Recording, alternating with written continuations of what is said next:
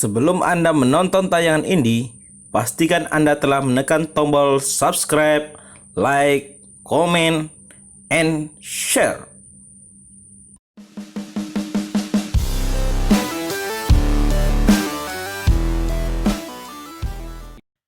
Ya, turnamen sepak bola di Sumsel khususnya di Palembang makin semarak lagi, terutama jelang pesta sepak bola dunia tahun 2021 mendatang. Kali ini ada turnamen 4 tim atau dikenal dengan Porpeo. Tampil sebagai juaranya adalah Sumsel Soccer Club. Selamat menyaksikan.